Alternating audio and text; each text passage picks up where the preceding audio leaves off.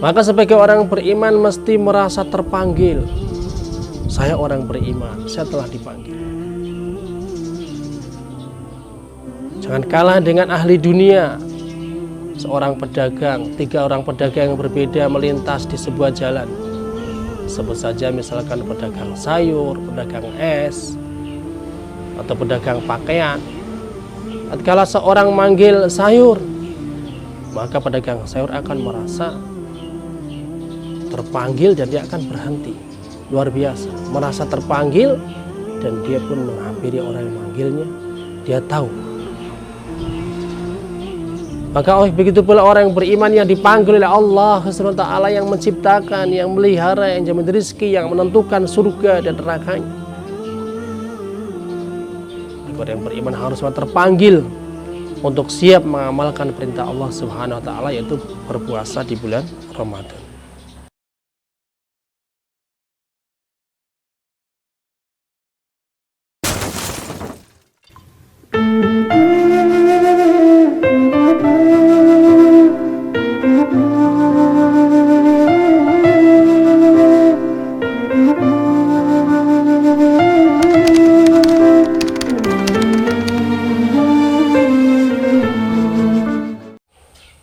Bismillahirrahmanirrahim.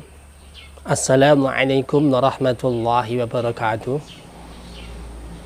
Alhamdulillahirabbil alamin wa bihi nasta'inu ala umuri dunya waddin. Wassalatu wassalamu ala asyrafil anbiya'i wal mursalin sayyidina Muhammadin wa ala alihi wa ashabihi wa man tabi'ahum bi ihsanin ila yaumiddin, amma ba'du. Qala Allah Ta'ala, a'udzu billahi minasy syaithanir rajim. Ya ayyuhalladzina amanu kutiba 'alaikumus syiyamu kama kutiba 'alal ladzina min qablikum la'allakum tattaqun. Shadaqallahul adzim. Para pemirsa di mana saja Anda berada, kepada kaum muslim dan muslimat yang dirahmati oleh Allah SWT, lagi-lagi dalam hal ini saya mengajak kepada diri saya sendiri dan Anda sekalian agar senantiasa meningkatkan takwa kepada Allah Subhanahu wa taala. Karena Allah Subhanahu wa taala telah menciptakan manusia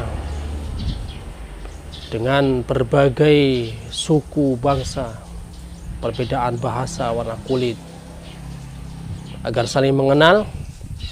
Dan kita yakin bahwa orang yang paling mulia di antara kita adalah orang yang paling bertakwa kepada Allah. Orang yang paling mulia di sisi Allah adalah orang yang paling bertakwa kepada Allah. Maka mari kita jadikan cita-cita kita untuk membentuk setiap keluarga yang bertakwa kepada Allah. Bapak-bapak sekalian, sebagai suami, untuk diniati menjadi suami yang bertakwa kepada Allah. Istri-istri, niati menjadi istri yang bertakwa kepada Allah. Punya keturunan, punya anak, cucu, diniati, diusahakan menjadi keturunan-keturunan yang bertakwa kepada Allah Subhanahu wa taala. Di bulan Ramadan ini kami mengucapkan selamat menunaikan ibadah puasa Ramadan. Semoga Allah terima ibadah Anda sekalian. Semoga Anda sekalian senantiasa dalam keadaan sehat, sekeluarga. Kemudian Allah berikan keamanan selalu di negeri kita semua, sehingga kita akan mudah untuk beribadah kepada Allah Subhanahu wa taala. Karena sesungguhnya Allah Subhanahu wa taala menciptakan kita manusia, tujuannya adalah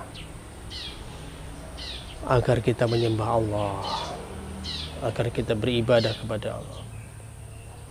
Menyembah Allah sang Khalik, Khaliqu kulli syai', di mana Allah adalah zat yang menciptakan segala sesuatu. Kita semua diciptakan oleh Allah Subhanahu wa taala. Bahkan Allah Subhanahu wa taala bukan hanya menciptakan tapi memelihara. Semua ciptaan Allah Subhanahu wa taala dipeliharanya. Bahkan dijamin rezekinya. Sehingga tidaklah satu makhluk yang melata di muka bumi kecuali sudah menjadi tanggung jawabnya Allah Subhanahu wa taala dalam masalah rezekinya. Selagi masih hidup, rezekinya masih ada. Kalau seorang itu meninggal dunia, berarti hakikatnya rezekinya sudah tidak ada. Untuk dia sudah habis. Maka para pemirsa yang berbahagia, kita sebagai orang yang beriman kepada Allah SWT,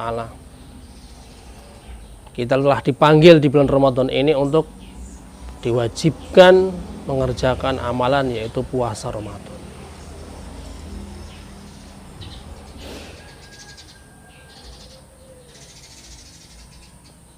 Barang siapa yang berpuasa karena Allah, karena yakinnya kepada Allah dan mengharap pahala daripada Allah SWT, maka Allah akan berikan untuk dia ampunan segala dosa yang telah berlalu.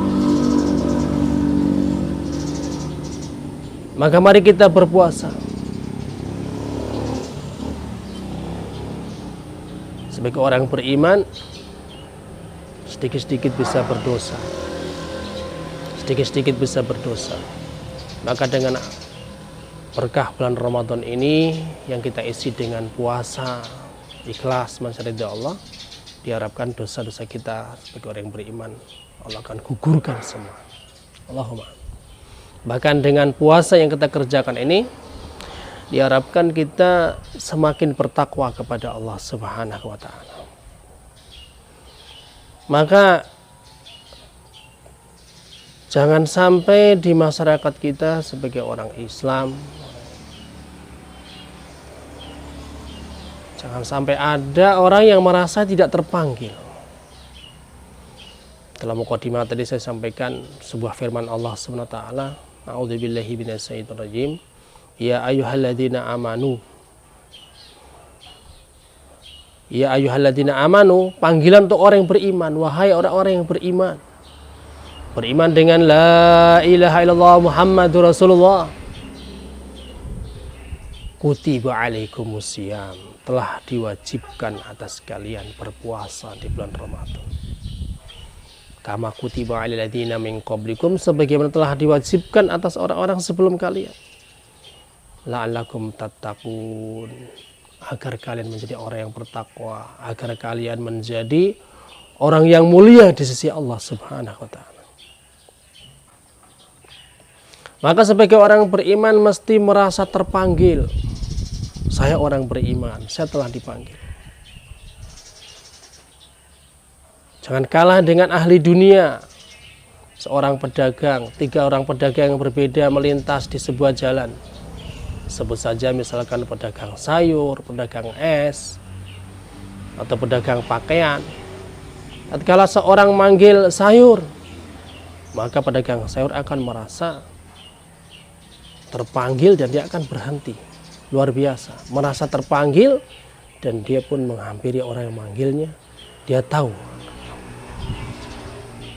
Maka begitu pula orang yang beriman yang dipanggil oleh Allah Subhanahu wa taala, yang menciptakan, yang melihara, yang jamin rezeki, yang menentukan surga dan nerakanya. Maka orang yang beriman harus terpanggil untuk siap mengamalkan perintah Allah Subhanahu wa taala, yaitu berpuasa di bulan Ramadan.